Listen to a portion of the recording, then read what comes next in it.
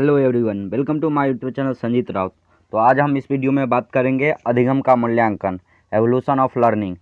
अधिगम का मूल्यांकन कैसे किया जाता है, किस प्रकार किया जाता है, इसका महत्व क्या है, यह कितने प्रकार के होते हैं, ये सारे चीज़ों पर आज हम इस वीडियो में डिस्कस करेंगे। तो अगर आप हमारे चैनल पर नए हैं तो चैनल को लाइक शेयर एंड सब्सक्राइब जरूर कर लीजिए। तो चलिए आगे बढ़ते हैं, बात करते हैं कि आखिरकार अधिगम होता क्या है। तो देख लीजिए, कहता है कि मूल्यांकन शिक्षण प्रक्रिया का एक महत्वपूर्ण अंग है। शिक्षण, अगर आप मतलब कि कोई भी हम कहीं पे कोई अपना ज्ञान दे रहे हैं, शिक्षित कर रहे हैं, कहीं पे हम पढ़ा रहे हैं, अधिगम की प्रक्रिया चल रही है, अगर वहाँ पे मूल्यांकन नहीं किया जाए तो पता कैसे चलेगा भाई कि कौन कितना सीख रहा है, हम कितना दूसरे को ज्ञान बांट रहे हैं, कितना शिक्षण की प्रक्रिया को बेहतर कर रहे हैं। ये अगर जब तक हम मूल्यांकन नहीं करेंगे तब तक हमें पता नहीं चलेगा। इसीलिए कहता है कि मूल्यांकन शिक्षण प्रक्रिया का एक महत्वपूर्ण अंग है। वैदिक काल में शिक्षार्थियों का मूल्यांकन मौखिक परीक्षाओं के द्वारा होता था। आजकल देखिए कि मौखिक परीक्षाओं कम होता है और लिखित ज़्यादा होता है। कहीं भी हम पढ़ते हैं ट्यूशन कोचिंग तो वहाँ पे क्या होता है, लिखित परीक्षा होती है। लेकिन पहले के ज़माना में जब वैदिक काल था तो वहाँ पे मौखिक मुँह से पूछा जाता था, भाई ये क्या होता है, वो क्या होता है, सिर्फ मौखिक होता था, लिखित नहीं होता था उस समय। ठीक है, चलिए आगे बढ़ते हैं। कहता है मूल्यांकन वह प्रक्रिया है जिसमें शिक्षक यह सुनिश्चित करता है कि उसके द्वारा की गई शिक्षण व्यवस्था तथा शिक्षण को आगे बढ़ाने की प्रक्रिया कितनी सफल, जो हम पढ़ाते हैं वह कितना हद तक सफल हुआ, यह मूल्यांकन द्वारा हम प्राप्त करते हैं। ठीक है, आगे है, हमारे देश में 1854 ईस्वी में, कितना, 1854 ईस्वी में वुड, एक वैज्ञानिक मनोवैज्ञानिक है वुड, उनके घोषणा पत्र के बाद वह अंग्रेजी पद्धति के प्रसार के फलस्वरूप परीक्षाओं को महत्व दिया गया। कुल मिलाकर कहा जाए कि परीक्षाओं का आयोजन कब से होने लगा, तो 1854 ईस्वी से होने लगा। ठीक है, चलिए आगे बढ़ते हैं। अब जानते हैं कि मूल्यांकन आखिरकार है क्या। तो देखिए, रॉस के अनुसार मूल्यांकन क्या है। रॉस के अनुसार अपने शब्दों में बताते हैं कि रॉस, मूल्यांकन का प्रयोग बच्चों के संपूर्ण व्यक्तित्व या किसी की समूची जांच प्रक्रिया करने के लिए किया जाता है। कहने का मतलब कि संपूर्ण जांच प्रक्रिया कि उसमें सारे चीज़ का विकास हुआ कि नहीं, व्यक्तित्व विकास हुआ कि नहीं, अधिगम की प्रक्रिया जो हम किए वह सफल हुआ कि नहीं, शारीरिक, मतलब कुल मिलाकर ओवरऑल सारे उसकी जो प्रक्रिया है, सारे जो कौशल हैं वह विकसित हुआ या न, ये किनके अनुसार है, तो रॉस के अनुसार मूल्यांकन होता है। ठीक है, आगे है, मूल्यांकन शिक्षक व शिक्षार्थी दोनों के लिए पुनर्बनल है। पुनर्बलन क्या, कहने का मतलब कोई काम हो रहा है उसको और अच्छा तरीका से होने लगना, करने लगा, वही हुआ पुनर्बलन। ठीक है, आगे है, मूल्यांकन के अंतर्गत शिक्षण और अधिगम की प्रक्रिया, शिक्षण विधियों, शिक्षक उद्देश्य, शिक्षार्थियों की सफलता को जानकर उसको उचित निर्देश देना आदि आता है। ठीक है, शिक्षण के अंतर्गत ये सारे चीज़ आते हैं। ठीक है, चलिए अब मूल्यांकन के प्रकार कितने होते हैं ये देख लेते हैं। तो मूल्यांकन के कुल मिलाकर 3 प्रकार होते हैं। पहला निर्माणात्मक या रचनात्मक मूल्यांकन, दूसरा है योगात्मक या संकल्पात्मक या अंतिम मूल्यांकन, और तीसरा निदानात्मक मूल्यांकन। निर्माणात्मक या रचनात्मक मूल्यांकन क्या होता है, तो यह जो बेसिक चीज़ हम बच्चे को सिखाते हैं, जैसे कि 1 2 3 4, जैसे पहाड़ा, गिनती, अ आ इ ABCD, ये सारी चीज़, यह बेसिक हुआ। तो ये हम देखते हैं मूल्यांकन करके जब हम सिखा देते उसके बाद भाई ये आया या नहीं आया बच्चे को, तो ये आया बेसिक, मतलब निर्माणात्मक मूल्यांकन के अंदर। दूसरा आया कि योगात्मक, 2 चीज़, छोटे छोटे चीज़ सिखाया और उसको जोड़ के फिर जटिल बनाए, वही क्या हो गया, अंतरिम मूल्यांकन या योगात्मक या संकल्पात्मक। और तीसरा हुआ निदानात्मक, दोनों चीज़ सिखा दिए तो भाई क्या क्या सीखा, क्या क्या कमी रह गई उसको दूर करना। ठीक है, हो गया ये।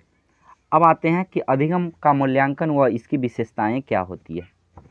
तो देखिए, पहला पॉइंट है इसके अंतर्गत उपलब्ध प्रमाणों के साथ कार्य करना शामिल है, जो विद्यार्थियों की प्रगति की जांच करने और इस सूचनाओं को अनेक तरीकों से इस्तेमाल करने में समर्थ बनाता है। मतलब कि अधिगम का मूल्यांकन करने के लिए विभिन्न सूचनाओं और विभिन्न तरीकों को करने में क्या करता है, हमें समर्थ प्रदान करता है, उसको करने के लिए हमें प्रेरित करता है। ठीक है, दूसरा पॉइंट देख लीजिए, कहता है यह मूल्यांकन शिक्षा प्राप्ति के बाद किया जाता है। मतलब जब हम अधिगम की प्रक्रिया कर लेते हैं, अधिगम अध्यापन की प्रक्रिया कर लेते हैं, उसके बाद हम मूल्यांकन करते हैं। ठीक है, अगर पूछ दिया जाए क्या मूल्यांकन अधिगम करने के बाद होता है या पहले, तो क्या कहिएगा? बाद में। ठीक है, चलिए तीसरा पॉइंट देखिए, अध्यापक द्वारा प्राप्त सूचनाओं को सामान्य रूप से अंकों या ग्रेडों में बदला जाता है।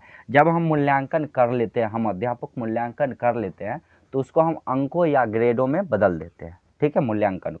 ओके, चलिए आप जानते हैं कि सतत और व्यापक प्रक्रिया क्या, मूल्यांकन क्या होता है, सतत और व्यापक मूल्यांकन क्या है। ठीक है, चलिए, तो छात्र के विकास की वह प्रक्रिया जिसमें छात्र के विकास के सभी पक्ष शामिल होते हैं। ठीक है, यह हुआ सतत।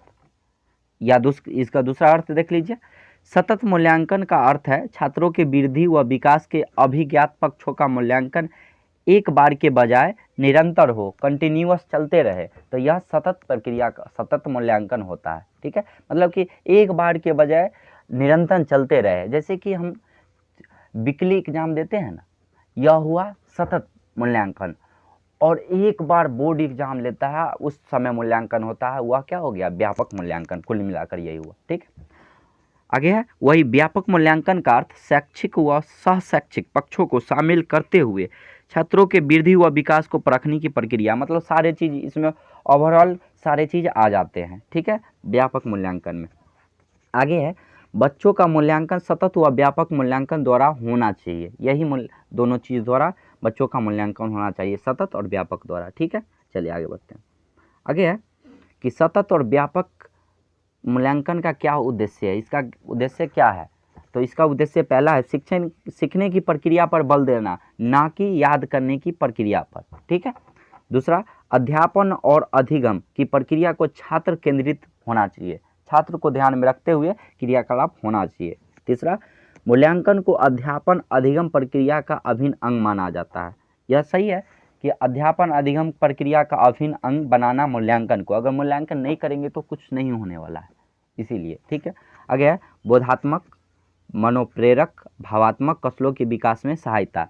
बोधात्मक बुद्धि से रिलेटेड जो भी चीज़ हो, हमें मूल्यांकन करते रहना चाहिए कि इसमें भाई कितना वृद्धि हुआ, और मनोप्रेरित, उसको प्रेरित करते रहना चाहिए, और बाद में उसका मूल्यांकन भी करना चाहिए, हम जो उसको प्रेरित किए वो कितना तक हावी हुआ उस पर। ठीक है, और भावात्मक, भाव रूप से उसका संवेग कितना विकास हो रहा है, इसका भी मूल्यांकन करना चाहिए, जो हम अधिगम अध्यापन की क्रिया कर रहे हैं। ठीक है, चलिए, सतत मूल्यांकन की विधि क्या है? सतत और व्यापक मूल्यांकन की विधि, तो पहला है निरीक्षण विधि, दूसरा प्रश्नावली विधि, तीसरा साक्षात्कार विधि, चौथा विवरण विधि। निरीक्षण विधि, निरीक्षण करते रहना चाहिए कि इसका मूल्यांकन सही हो रहा है या नहीं हो रहा है, ये सही कर रहा है या नहीं कर रहा है। हम जो अध्यापन शिक्षण की प्रक्रिया कर रहे हैं, अध्यापन अधिगम की प्रक्रिया कर रहे हैं, उसमें यह विभिन्न रूप से अच्छे तरीके से परफॉर्म कर रहा है या नहीं कर रहा है। दूसरा प्रश्नावली, प्रश्न पूछ के भी हम